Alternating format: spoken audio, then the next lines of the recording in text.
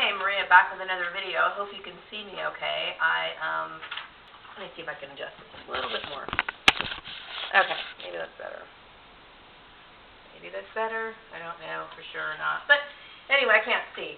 Instead of using a tripod, which I still need to go out and get one, I'm stacking my camera on top of my bookshelf, okay? So I just have to make do. But anyway, I wanted to respond to this message that I got on one of my videos. And it's from a person in Houston, Texas, and he writes, or she writes, "Ever since I was a kid, I always knew there was something special or different about me. Even the way people spoke to me in school, especially the teachers. I was always a good student, made straight A's, never got detention or anything, but for some reason I was picked on and bullied for no reason and always wondered why." And I kept thinking, okay, this is very similar to my story, because I remember when I first started off in my younger years in school, I was a bright student. I was always eager to come to school.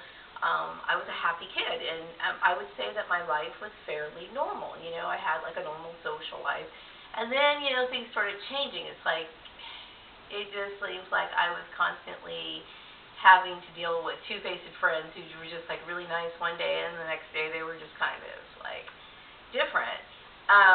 I'm wondering maybe if your situation is similar to mine. Now, don't get me wrong. I mean, my issue started off with my family, my siblings, and they were probably stirring up problems with kids forever, and so that, they always wanted to compete with me. I'm starting to understand this, and this could be your situation. Or your situation could be that you are very different. I mean, and I'm different too. And, even if I didn't have my siblings, I'm sure that I would still attract attention for the simple fact, not like hostile attention so much, but not that much, okay? But the fact is that you're different, okay? Now, let's just say, for example, you're in Houston, Texas. I'm not sure how many people are in Houston, Texas, but I'm going to give you an example.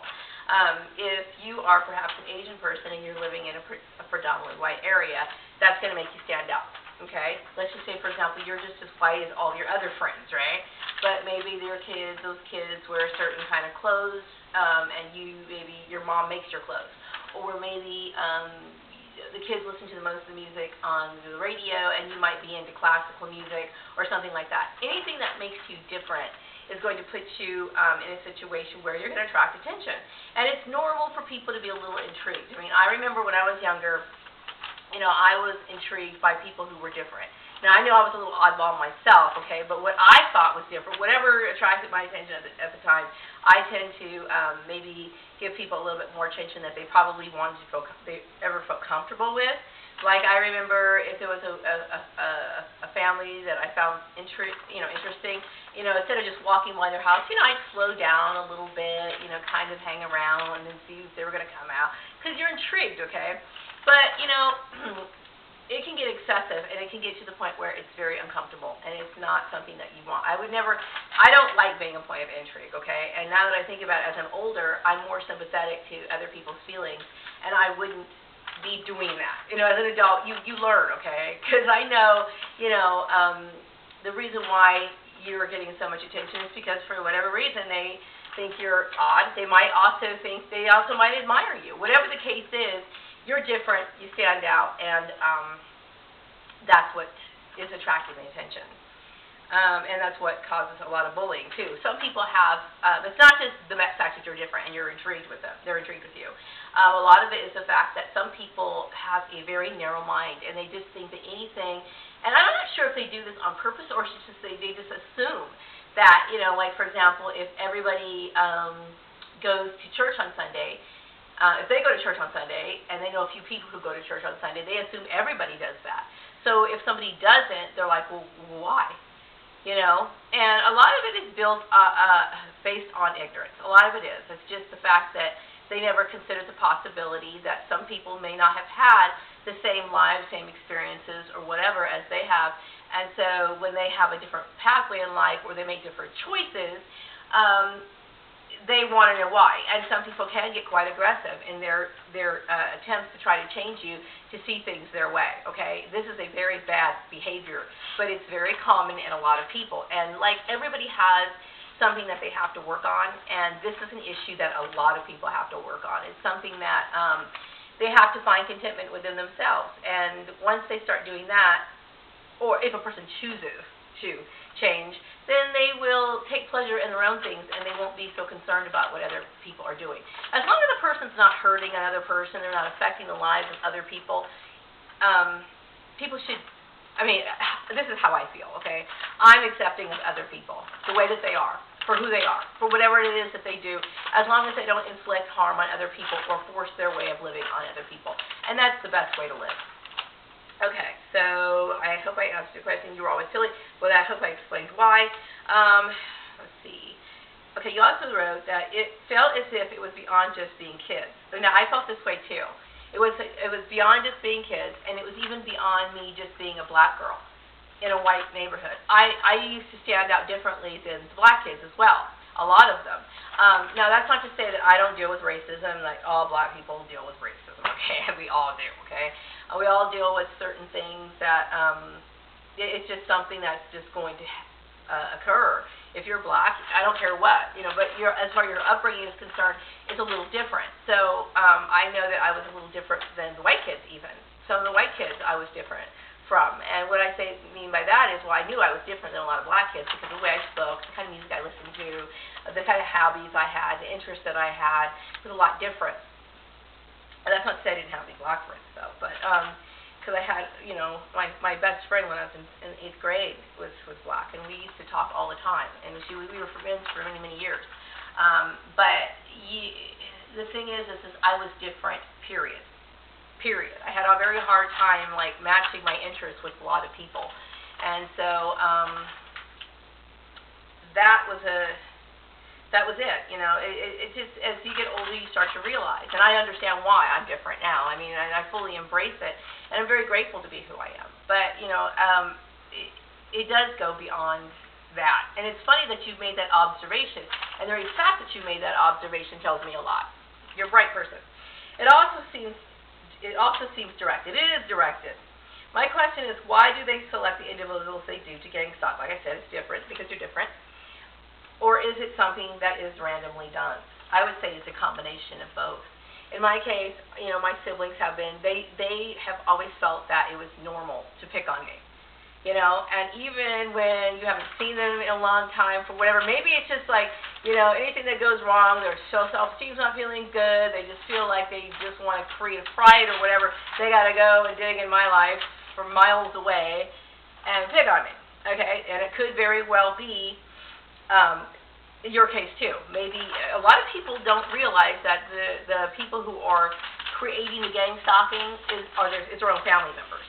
So if you're in a situation where you really haven't figured out who your stalkers are, the best thing I think I would recommend for people to do is start talking about it to everybody that they know. If it's your family, you go there for dinner, bring it up. I mean, sure, it's not a comfortable situation. It makes people feel really awkward. But the situation that they're putting you in is life-threatening, and it shouldn't be ignored. And so it needs to be talked about. And so somebody who's guilty needs to start shuffling, because I mean it can get out of control. And if that's the situation, if you don't know who your stalker is, it could very well be a family member. Don't think that they can't be stalkers, okay? Because they play a really good game of you going over to their house, laughing, they'll talk with you, they'll even hug you, all this other stuff, send you off, and the next thing you know, they're trying to ruin your life. I'm serious. It happens to a lot of people, okay? Also, it could be from a previous employer. That happens a lot because a lot of people are ignorant of the laws, which proves my point that, we need better qualified people in jobs these days. But it could very well be that. You might have had a small disagreement with somebody that you worked with, or if it's related to you being different, they might think you might be a little nerdy, you might be a little out there, or whatever the issue is, and they're intrigued with you, and you might be a point of intrigue for them, which is kind of a drag, okay, but that's how people are. And so, but when it comes to, how it was in school, it could also be some of the people that you knew from your past just intrigued with you now, looking you up on maybe Facebook. And I think mine's a little bit of a combination.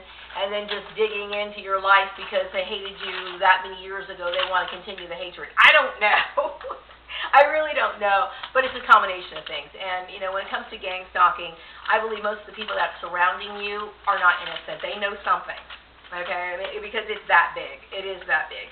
So, anyway, I hope I answered your questions. I really do appreciate you taking the time to write me, and I know it was just a comment, but, you know, I like doing videos. I'm in the mood to talk. I mean, I'm in the mood to socialize. I really am.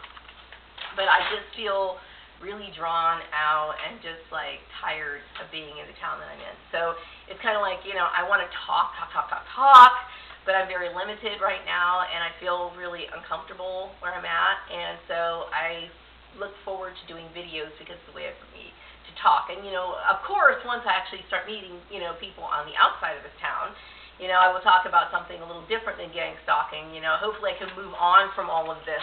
But I will still say that I am going to always talk and speak to people about the importance of confidentiality in the workplace and the importance of, you know, why gang stalking is wrong. I mean, I won't be so filled with anxiety. I won't be so depressed once I'm out of here. But I will say that it will always be an important part of my life.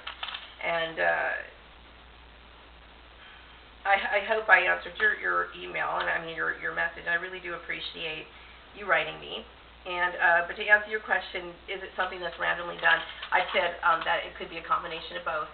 And, like, for example, you may have started a new job, and you walked in, and they're like, hey, you know, he's tall, or he's, you know, he's really tall, he's got glasses, and they're like, thick. It's something that's just a little oddball that's going to attract attention.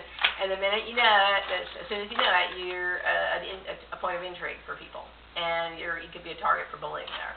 Could be also something that happened at work, you know.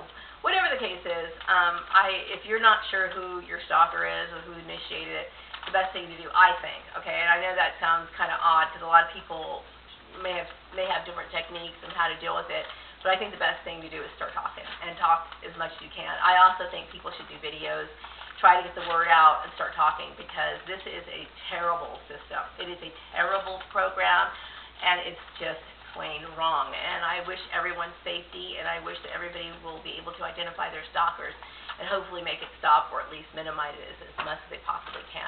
I'm going to wrap up this video, and I hope you have a wonderful evening. Take care. Bye-bye.